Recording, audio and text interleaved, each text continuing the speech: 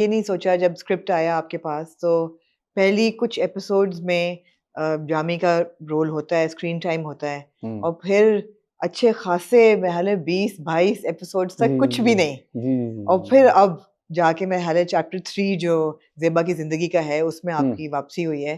तो ये आपने सोचा इस प्रोजेक्ट से पहले कि मैं करूँ नहीं करूँ या आप it was a no brainer कि मैंने ये ऑब्वियसली करना है? नहीं, जब मीसम भाई से मेरी बात हुई तो वो अब मीसम भाई से वो बेसिकली डायरेक्टर वाला वो नहीं था। हुँ, एक टीचर, एक स्टूडेंट में एक एलिमेंट होता है ऐसा कि मुझे पता था कि मीसम भाई कभी भी ऐसी चीज़ नहीं करवाएँगे जो मेरे लिए फ़ायदेमंद ना हो। हुँ। फिर स्क्रिप्ट पढ़ के आइडिया हो गया था कि बहुत बहुत मार्जिन था इसमें। और मैं बता रहा हूँ ना आपको, मुझे ऐसा लगता है कि मैं रोमांस में थोड़ा-सा गॉड गिफ्टेड हूँ। चलें बस अभी आपने 2 दफ़ा बात की, अब इस पे करनी पड़ेगी गॉड गिफ्ट कैसे? हसन ये कैसे गॉड गॉड गिफ्टेड हैं आप? मैं वो आपको गिफ्ट आपका नज़र आ रहा है कैरेक्टर की हुँ, जो हुँ, छोटी-सी एक डायलॉग डिलीवरी है या आपकी बॉडी लैंग्वेज है या एक आँखों की एक डिस्क्राइब करना मुश्किल है लेकिन एक हुँ, बहुत नोबिलिटी है उस हुँ, कैरेक्टर के की नज़र में। तो हुँ, वो तो हुँ, आपने पहुँचा दी बहुत अच्छी तरीके हुँ। से। मगर मैं रोमांस में बहुत अच्छा हूँ, ज़रा इस पे वज़ाहत ये कीजिए। मुझे ऐसा लगता है क्योंकि दूसरे सिनेरियोज़ प्ले करने में मुझे थोड़ी एफ़र्ट करनी पड़ती है। रोमांस में ये है बस वो एफ़र्टलेस हो जाता है और ना मुझे बहुत ज़्यादा कोई डायलॉग की नीड पड़ती है और ना कोई बहुत करीब बैठने की। अगर दूर भी बैठे हों तो मुझे ऐसा लगता है कि मेरे पास कोई जादू की छड़ी है कि मैं दूर बैठ के इनफैक्ट हमारे टीचर कहते थे ज़िया साहब कि अगर हाथ पकड़ के बहुत ज़्यादा करीब आके रोमांस करना है, तो वो कहते थे कि मैं बाहर से किसी को बुलाऊँगा, अननोन जो नॉन एक्टर होगा, वो भी कर देगा। तो रोमांस वो दूर से होता है, फिर वो इन द एयर होता है, वो हुँ, रेज़ेस आँखों से निकलते हैं, वो वो है है इसके रोमांस। पीछे एक साइंस। बोलते रहे आप साइंस में तो बड़ा लोगों ने इस चीज़ को समझने की कोशिश की है हुँ, कि जो ऑन स्क्रीन केमिस्ट्री होती है वो किस चीज़ से बनती है, वो डायलॉग से बनती है या सेटिंग से बनती है या 2 कैरेक्टर्स की रिलेशनशिप से बनती है। कई दफ़ा हुँ, कोई आपस में रिलेशनशिप नहीं होती हुँ, और 2 किरदार पहली दफ़ा मिलते हैं हुँ, और आपको पता है कि एकदम इनके बीच में एक कुछ है हुँ, और हुँ, या लोग देखना चाहते हैं इनको इकट्ठे। तो हुँ। वो क्या चीज़ है? अब आपने ज़िया साहब का नाम ले लिया है, आपने ऐसी हस्ती से पढ़ा है जी, कि जी, उसमें तो जी, फिर माशाल्लाह। गुंजाइश नहीं रहती। बिल्कुल आप यू आर वन ऑफ हुँ। The lucky ones. देखें वो अब इंटरनली होता है जो एक्टर जो अंदर फ़ील करेगा वही बाहर ऑडियंस तक पहुँचेगा। अब वो कितना फ़ील कर रहा है, कितना बिलीवेबल कर रहा है वो, तो जब आप फ़ील करेंगे तो ज़ाहिर है आँखों में भी नज़र आएगा, फिर आपकी बॉडी लैंग्वेज में भी आएगा। फिर वो थोड़ी-सी चीज़ें होती हैं कुछ कि वो जैसे आपने देखा होगा अक्सर मेरे सीन्स में मैं नीचे देख रहे हैं, फिर वो बिल्कुल। देख रही है, फिर तो ये एक होती है वो आप जब फ़ील करते हैं इस तरीके से तो फिर होता है, लेकिन मुझे ऐसा लगता है कि ये हर किसी को नहीं होता, गॉड गिफ्टेड इसमें होती है बहुत सी। क्योंकि बहुत से लोगों को आपने देखा होगा बहुत रोमांस में ऑब्जेक्ट्स की नीड पड़ती है इस तरह में कि लाइक हमारे स्क्रीन पे तो बहुत चीज़ों की नीड पड़ती है, बहुत ज़रूरत हाँ, होती है। ऊँची आवाज़ की या जी, बारिश की या जी, हवाओं की या म्यूज़िक की। उसके बहुत हुँ, बड़े रोल्स हैं इन सबके हुँ, ये जो हुँ, प्रॉप्स हैं, इनका बहुत एक रोल होता है रोमांस क्रिएट करने में। हुँ, आपको हुँ, लगता है कि जो ज़ेबा और जामी के बीच में एक कनेक्शन है, हुँ, जो 22-23 साल रहा, कायम रहा, हुँ, ज़ेबा की तो समझ आती है कि उनकी इतनी बुरी ज़िंदगी गुज़री उस किरदार की कि हुँ। जो पहला प्यार था, वो लेके उसने उसको हिम्मत दी पूरी ज़िंदगी शायद गुज़ारने की, एक ख़्वाब था, एक फ़ैंटेसी थी। जामी क्या कर रहा था पिछले 20-22 साल से? जामी ये अभी फिर और मैं स्टोरी इसलिए पूछ लीक हो रही हूँ नहीं जाएगी वो, लीक स्टोरी लीक किए वो बगैर आपको इसलिए पता कि जब लगेगा। आपके पास स्क्रिप्ट आया, हुँ। तो आपने अपने ज़हन में कोई कैरेक्टर डेवलपमेंट भी तो की होगी ना स्क्रिप्ट की जी, जी, कि जी, जी, जी, जी, उससे ऐसा उसी से फिर जामी बना। हुँ, हुँ, तो हुँ, वो हुँ, क्या हुँ। था?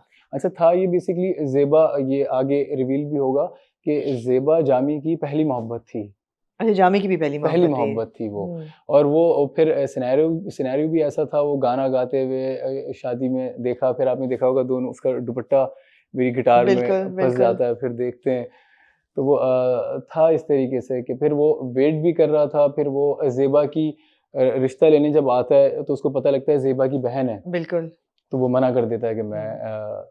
आगे इसमें एक है 1-2 सीन्स उसमें आपको रिवील होगा, सारी स्टोरी में बताऊँगा कि इस दौरान मैं कहाँ था, हाँ, वो अभी फिर फिर हम वो नहीं करते रिवील जी, जी, बिल्कुल, जी, जी, बिल्कुल। वो जी। तो वो ड्राम फिर मज़ा आएगा एक्सपीरियंस नहीं आपको खराब करना चाहेंगे, मेरा भी और देखने वालों का भी। जी, मगर जी। इतना तो हमने देखा कि ज़ेबा की हुँ। बहन का रिश्ता लेके वो आता है और जब वो जी, जी। देखता है कि ज़ेबा खड़ी है तो वो इनकार कर देता है। लेकिन अब वापसी हुई है और ऑब्वियसली मुझे नहीं पता कि आगे क्या होगा, लेकिन उम्मीद है कि अगर 22-23 साल बाद एक किरदार वापस आया है तो वो कुछ उसका आउटकम अच्छा ही होगा, कोई हैप्पी एंडिंग ही होगी, जी बेहतरी बिल्कुल। की तरफ ही जाएगा सारा मामला। हसन, आजकल जो रोमांस हम टेलीविजन पे देख रहे हैं वो कोई उसको हम बड़ा ग्रीन और रेड फ्लैग्स में लेबल कर देते हैं कि ये किरदार जो है ये बहुत अच्छा किरदार है, इसका रोमांस बहुत ग्रीन है, बहुत हेल्दी है। और एक किरदार वो होता है जो रोमांस कर रहा है लेकिन बंदूक भी है हाथ में कि जब तक हाँ नहीं करेगी पीछा नहीं छोड़ूंगा, उठा लूंगा, जबरदस्ती निकाह कर लूंगा।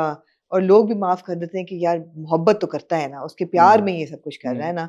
वो भी एक बड़ा जिसको आजकल का बज़वर्ड टॉक्सिक रोमांस आजकल ज़्यादा हम देख रहे हैं और उसकी पॉपुलैरिटी भी ज़्यादा होती है। आप समझ पाए हैं कि ऐसा क्यों है?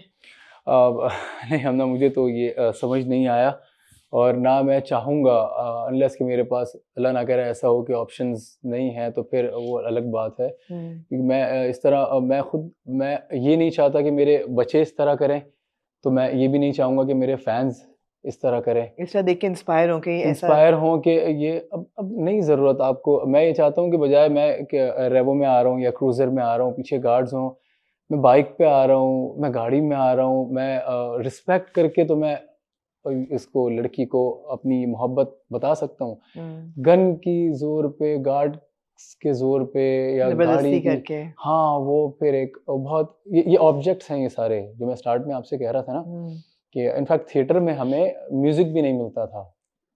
अब आप सोचें कितना मुश्किल होगा इमोशनल सीन करना। सपोज़ सीन है कि मेरी मदर की डेथ हो गई, तो ड्रामे में तो चलें म्यूज़िक लगता है, बहुत सी बिल्कुल, चीज़ें हो जाती बिल्कुल। हैं, स्लो-मो हो जाते हैं शॉट्स।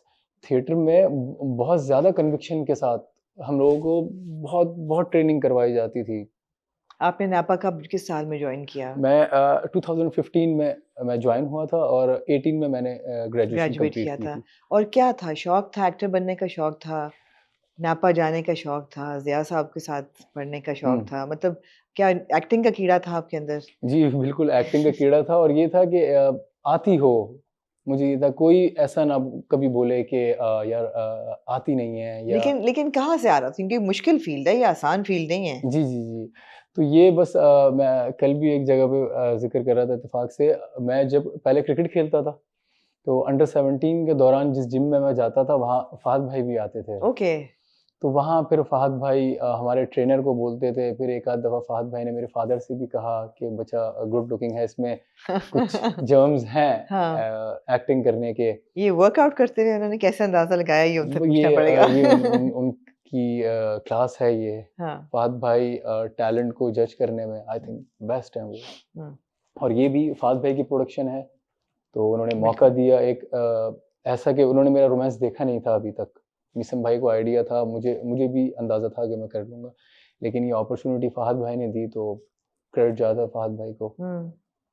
तो वहाँ से आपने वहाँ से उन्होंने इतना कहा, फिर जब ट्रेनर को मेरे पीछे लगाया, मेरे फ़ादर के पीछे लगाया, तो बस वो बोल-बोल के एक आपने कहा जिम छोड़ो अब एक्टिंग सीखो, मतलब जिम छोड़ो अब नापा जाओ। जी, फिर सिट्रस में फ़हद टैलेंट हुसैन एजेंसी जो है, बिल्कुल जी। फ़हद भाई के पास मैं गया, उन्होंने मुझे बहुत ये दूसरे गाइड फ़हद किया। हैं। जी, जी, जी, जी। तो उन्होंने बहुत गाइड किया मुझे और बहुत सी चीज़ें बताई, बहुत समझाया मुझे।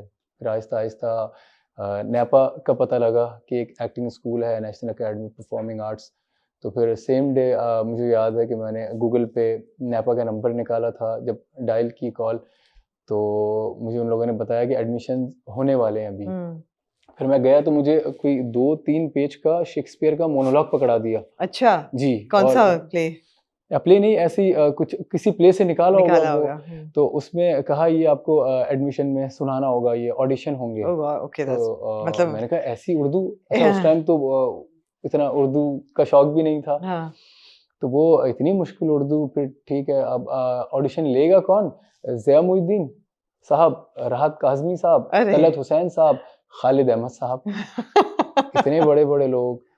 तो ख़ैर उसको रटा बहुत और मुझे आज भी याद है बहुत बुरा ऑडिशन था वो। तो ज़िया साहब ने मुझसे पूछा था कि आपने बहुत बुरा किया, आपको पता है? मैंने कहा सर मैंने बहुत बुरा किया है और इसीलिए मैं आया हूँ यहाँ पे अच्छा होने के लिए सर। बिल्कुल मुझे सही पूरी है। उम्मीद है मैं आपसे हाँ, बहुत कुछ ज़िया साहब सीखूँगा। ने तो बात छुपानी नहीं थी, वो तो कह देते जी, थे। वो तो हाँ। टीचर बिल्कुल। तो बस फिर उसके बाद सिलसिला स्टार्ट हो गया।